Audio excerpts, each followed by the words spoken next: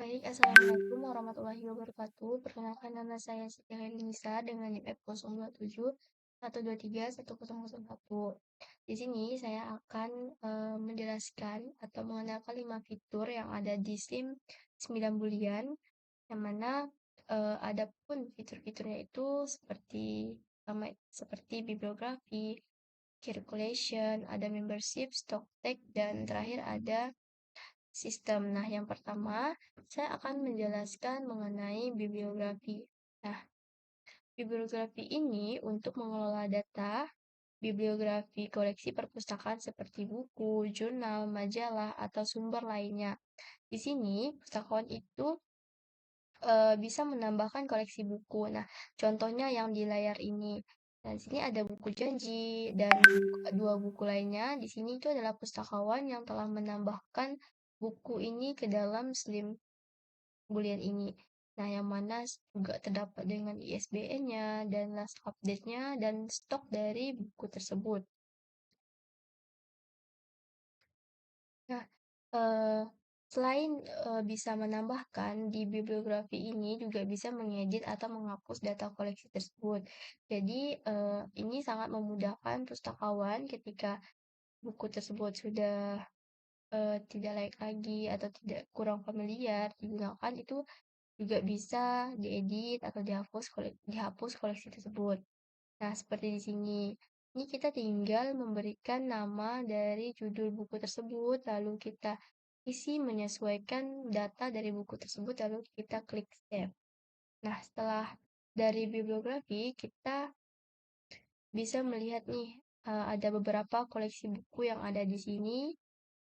Nah, ini yang dinamakan fitur bibliografi, yang mana untuk mengelola koleksi perpustakaan, mulai dari buku hingga ke jurnal, majalah, dan sumber lainnya.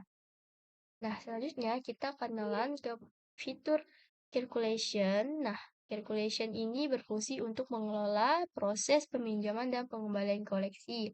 Nah, jadi di sini misalnya ada member ID Siti Khairunisa yang mana ini adalah pemustaka yang meminjam buku di perpustakaan tersebut. Jadi kita bisa cek atau mendata yang anggota peminjam tersebut di sini. Nah, seperti ini, ada Siti Khairunisa meminjam buku Psikologi Perkembangan. Nah, di sini ada tanggal peminjaman dan tanggal pengembalian. Jadi, pustakawan bisa mengecek di fitur ini. Nah, selain untuk mengecek peminjaman atau pengembalian, di calculation ini juga bisa mencatat seperti denda, perpanjangan, dan pemesanan buku oleh anggota. Nah, setelah itu kita ketiga, mengenal fitur membership. Nah, di membership ini digunakan untuk mengelola data anggota di perpustakaan seperti pendaftaran anggota baru, pembaruan data, pencarian anggota, dan penghapusan. Nah, seperti di sini ada dua anggota yang sudah terdaftar di dalam Slim Boolean 9 perpustakaan tersebut. Nah, seperti ini jika dia sudah mendaftar sebagai anggota perpustakaannya, maka di membership ini sudah terlihat ya, member ID-nya, emailnya, dan sebagai mahasiswanya. Nah, untuk pendaftarannya ini ya seperti ini, di membership ada member ID, kita bisa anggota baru itu bisa memasukkan member ID-nya, member name-nya, lalu tanggal pembuatannya, seperti itu. Lanjut ke fitur keempat, ada stock tag, yang mana stock tag ini berfungsi untuk inventarisasi atau pengecekan fisik koleksi perpustakaan secara berkala. Jadi, untuk memastikan kesesuaian antara data di sistem dengan koleksi yang ada di rak. Jadi, di stock tag ini, pustakawan bisa menyesuaikan antara di sistem Slim ini dengan di rak apakah sesuai, apakah sinkron antara rak dan di sistem tersebut. Jadi bisa dicek di bagian stock tag ini. Setelah itu kita ke seperti ini. Ini kita bisa ceknya di bagian ini, IntelliStock Tag ya.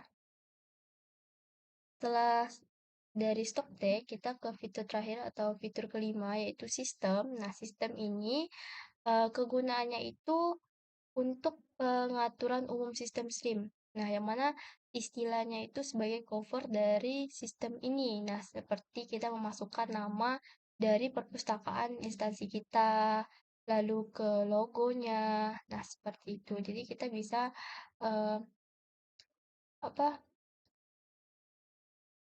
mengatur di bagian sistem ini ya.